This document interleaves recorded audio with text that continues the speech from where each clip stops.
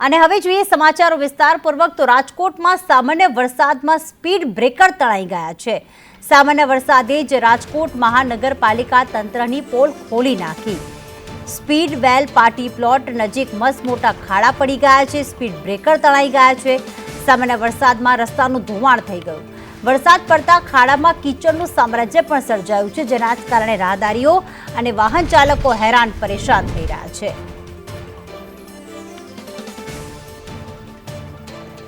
રાજકોટના દ્રશ્યો વેલ party plot જે આવેલું છે ત્યાં રસ્તાઓનું ધોવાણ થયું છે। સ્પીડ બ્રેકર પાણીમાં તણાઈ ગયા છે અને આપ જોઈ રહ્યા છો વાહન ચાલકો રાહદારીઓને કેટલી પરેશાની થશે, કારણ કે આ રસ્તા પરથી પસાર થવું પણ મુશ્કેલ ભર્યું છે। એક બાઇક ચાલક ત્યાંથી પસાર થાય છે, જે જગ્યાએ સ્પીડ બ્રેકર હતું એ આખું તૂટીને અને પાણીમાં તણાવવા લાગ્યું હતું। આપ જોઈ રહ્યા છો આ સીધા દ્રશ્યો કે જ્યાં રાજકોટમાં આ પ્રકારની સ્થિતિ સર્જાઈ છે। સામાન્ય વરસાદમાં જ મહાનગરપાલિકાની તંત્રની પોલ ખુલ્લી પડી ગઈ છે। આ દ્રશ્યો બતાવી રહ્યું છે કે મહાનગરપાલિકા કેટલો ભ્રષ્ટાચાર આચરે છે। ક્યાંક સ્પીડ બ્રેકર તો બનાવવામાં આવ્યા, પરંતુ તે સામાન્ય વરસાદમાં જ તણાઈ ગયા છે। ડામર ઉખડવા લાગ્યા છે, રસ્તાઓનું ધોવાણ થઈ ગયું છે, રસ્તાઓ પર મોટા મોટા ખાડા પડી ગયા છે। હવે વરસાદ બાદ જ્યારે પાણી ઓસરશે અને ત્યારબાદ રસ્તાની કેવી હાલત હશે તે જોવાનું રહેશે, કારણ કે ઠેર ઠેર ખાડા પડી ગયા છે, રસ્તાઓનું ધોવાણ થઈ ગયું છે। અને ફરી વખત હવે જ્યારે વરસાદ ચાલુ જ રહેવાનો છે, ચોમાસા દરમિયાન આ બધી કામગીરી કે રિપેરિંગ નહીં કરવામાં આવે ને આવી જ સ્થિતિનો સામનો લોકોને કરવો પડશે। મયુર અમારી સાથે જોડાઈ ગયા છે। મયુર, રસ્તાનું ધોવાણ થયું, સ્પીડ બ્રેકર પણ તણાઈ ગયા, એટલો ભ્રષ્ટાચાર આચર્યો છે મહાનગરપાલિકાએ, ત્યારે કેવી સ્થિતિ સર્જાઈને આગામી સમયમાં ચોમાસા દરમિયાન તો ઘણી મહા મુસીબતનો સામનો કરવો પડશે વાહન ચાલકોને, રાજકોટવાસીઓને?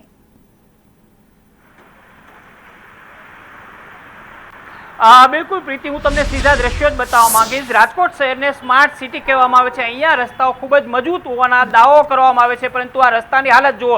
પ્રથમ વરસાદ જ થયો છે અને પ્રથમ વરસાદની અંદર રાજકોટના Raiya road, Mavdi, ward number 11 સહિતના વિસ્તારમાં રસ્તાનું ધોવાણ થયું છે। એટલું જ નહીં, પરંતુ નવું બનેલું સ્પીડ બ્રેકર છે એ પણ પાણીના પ્રવાહની અંદર તણાઈ ગયું હતું। સ્પીડ બ્રેકર તો તણાયું, પરંતુ રસ્તા ઉપરથી જે ડામર છે એ પણ ધોવાઈ ગયો છે। અત્યારે રસ્તાની તમે હાલત જુઓ, 2, 3, 4 ફૂટ નહીં, પરંતુ 15, 20 ફૂટના ખાડા છે। સ્માર્ટ સિટી ગણાતા રાજકોટ શહેરના અલગ અલગ વિસ્તારમાં પડ્યા છે। અત્યારે સંદેશ ન્યૂઝ ગ્રાઉન્ડ ઝીરો ઉપર પહોંચ્યું છે, પરસાણા ચોક ખાતે પહોંચ્યું છે। સ્પીડવેલ પાર્ટી પ્લોટથી લઈને કણકોટ તરફ જવાનો આ સ્માર્ટ રોડ છે, પરંતુ આ સ્માર્ટ રોડની હાલત છે એ ભયંકર અને દયનીય થઈ ગઈ છે। અહીંયા પગ ન મૂકી શકાય એટલા ખાડા છે। માત્ર રાહદારીઓ કે સ્કૂટર ચાલકો જ નહીં, પરંતુ 4 વ્હીલર અને બસ છે એમને પણ બસ ચલાવવી મુશ્કેલ બની જાય એ પ્રકારના ખાડા અહીંયા જોવા મળી રહ્યા છે। ગઈકાલે પણ રાજકોટના અલગ અલગ વિસ્તારની અંદર મોટા ખાડા છે એની વિગતો સામે આવી હતી અને રાજકોટના મેયરે કહ્યું હતું કે રસ્તો દુરુસ્ત કરવામાં આવશે, પરંતુ અવડા મોટા ખાડા 1 વર્ષ 2 વર્ષ પહેલા રોડ બન્યો હોય ને પડી જાય એટલે સ્પષ્ટ રૂપથી કહી શકાય કે ભ્રષ્ટાચાર છે એ બેફામ રૂપથી વરસી રહ્યો છે। ગઈકાલે ચાલુ વરસાદની અંદર ડામર કામ થતું હતું। સંદેશ ન્યૂઝે આ ડામર કામનો અહેવાલ પ્રસારિત કર્યો અને મેયરે એજન્સીને નોટિસ ફટકારવાની વાત કરી હતી, પરંતુ જે પ્રકારે અને જે હદે ભ્રષ્ટાચાર, નબળું કામ અને બેદરકારી સામે આવી રહી છે એ જોતા રાજકોટ શહેર છે એમની અંદર આ પ્રકારની મુશ્કેલીથી જનતાને કોઈ બચાવે એવું અત્યારે ન હોય તેવું લાગી રહ્યું છે। બિલકુલ, જે પ્રકારે અત્યારે ખાડા પડી ગયા છે, સ્પીડ બ્રેકર તણાઈ રહ્યા છે, કેટલા સમય પહેલા આ રોડ બનાવવામાં આવ્યો, સ્પીડ બ્રેકરમાં આવ્યો, અને રાજકોટના અલગ અલગ પોશ વિસ્તારની જો મયુર વાત કરીએ તો ત્યાં પણ શું આ જ પરિસ્થિતિ છે?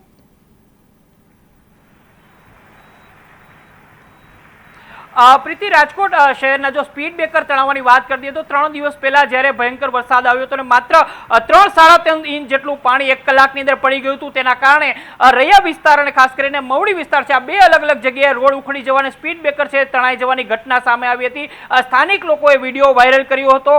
બીજી તરફ વાત કરીએ રોડ ક્યારે બન્યો હતો, રોડ અલગ અલગ વિસ્તારમાં અલગ અલગ સમયે બનાવવામાં આવ્યો છે। સામાન્ય રૂપથી મહાપાલિકાનો નિયમ છે કે કોઈ સોસાયટી અથવા તો ટાઉન પ્લાનિંગ સ્કીમ ફાઇનલ થઈ જાય એના 1 વર્ષની અંદર કાચો રોડ બને છે અને ત્યારબાદ 2 વર્ષના સમયગાળાની અંદર રોડ બનતો હોય છે। આ રોડ જે વિસ્તારની અંદર બને છે તેમાં 2 વર્ષથી લઈને 5 વર્ષ સુધીની ગેરંટી હોય છે, પરંતુ દર વર્ષે ચોમાસાની શરૂઆત થતાં જ આ ગેરંટી પણ વરસાદની અંદર ધોવાઈ જતી હોય એ પ્રકારની સ્થિતિ જોવા મળે છે।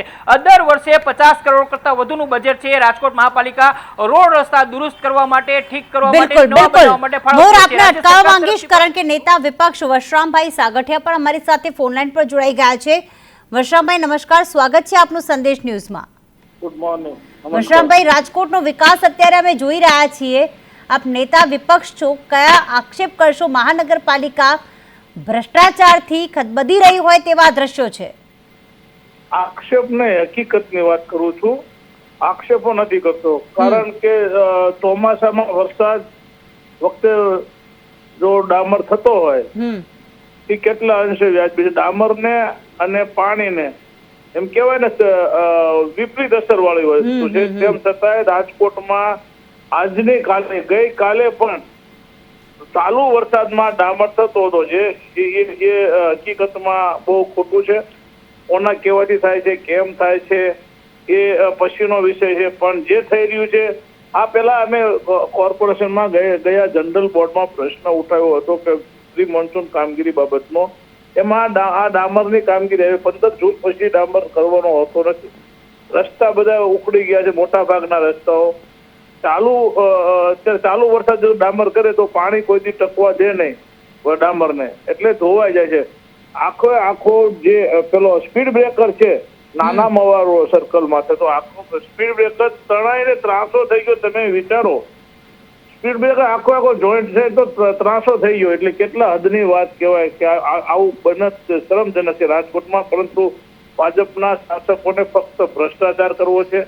ભ્રષ્ટાચાર સિવાય બીજું કશું કરતા નથી. બિલકુલ. વર્ષામભાઈ, અટકાવ માંગીશ. નૈનાબેન પેઠડિયા, મેયર રાજકોટના, અમારી સાથે જોડાઈ ગયા છે. નૈનાબેન, સ્વાગત છે આપનું સંદેશ ન્યૂઝમાં. નૈનાબેન, આવી તો કેવી કામગીરી કે આખું સ્પીડ બ્રેકર તણાઈ ગયું. રાજકોટમાં 3-3.5 ઇંચ વરસાદ વરસ્યો, રસ્તાનું ધોવાણ થઈ ગયું, સ્પીડ બ્રેકર તણાઈ ગયું. આવી તો કેવી કામગીરી છે મહાનગરપાલિકાની. બસ હવે જોઈ લો, તમે જ જોઈ લો કે એમણે આન્સર પણ આપ્યો કે એમને સંભળાઈ રહ્યું છે, પણ જવાબ આપવાનું ટાળ્યું છે. જ્યારે આવા સવાલ પૂછવામાં આવે છે, વર્ષામભાઈ, શું જ્યારે સામાન્ય સભા મળતી હોય છે ત્યારે પણ આવા જ પ્રકારનું વર્તન કરવામાં આવે છે કે સવાલ પૂછીએ ત્યારે કંઈક જવાબ ન મળે? સવાલ પૂછવામાં જવાબ નથી મળતા, અને ઉલટાના અમને કોર્પોરેટર કોંગ્રેસમાંથી 4 કોર્પોરેટર ચૂંટાયેલા છે, અમને ઉપાડી અને બહાર ફેંકી દેવામાં આવે છે. કારણ કે પોતાને મુનસુફી પ્રમાણે રાજકોટમાં મહાનગરપાલિકાના સ્ટેન્ડિંગ ચેરમેન અને એની ટીમ દ્વારા વહીવટ કરવામાં આવે છે. એનો વહીવટ પત્યા પછી કોઈ કામની મંજૂરી આપવામાં આવે છે, અને એ મંજૂરીમાં કદાચ જો એક સંકલન છે, એમાં મેયર સાહેબનું અધ્યક્ષ સ્થાને હોય છે, સ્ટેન્ડિંગ ચેરમેન હોય છે, ડેપ્યુટી મેયર હોય છે, શાસક પક્ષના નેતા હોય છે, દંડક હોય છે. આ લોકોની કોર કમિટી, લોકોની કોર કમિટી મંજૂરી આપે ત્યાર પછી જ આગળ કામ થતું હોય છે, અને ત્યારે જ મંજૂરી આપે છે જ્યારે એમના ભાગનો હિસ્સો જેમને મળી જાય ત્યાર પછી મંજૂરી આપે છે. ખિસ્સા ભરવા માટે અત્યારે ચોમાસામાં કામ કરે છે, આપને એવું લાગે છે વર્ષામભાઈ? ચોમાસામાં પણ જો કામગીરી ડામરની થતી હોય, ખબર છે આ ડામર ઉખડી જ જવાનો છે, તો શું પોતાના ખિસ્સા ભરવા માટે આ પ્રકારની કામગીરી કરવામાં આવી રહી છે? મેં આપને કહ્યું બેન કે ફક્ત ને ફક્ત ભ્રષ્ટાચાર કરવા માટેની કામગીરી થાય છે.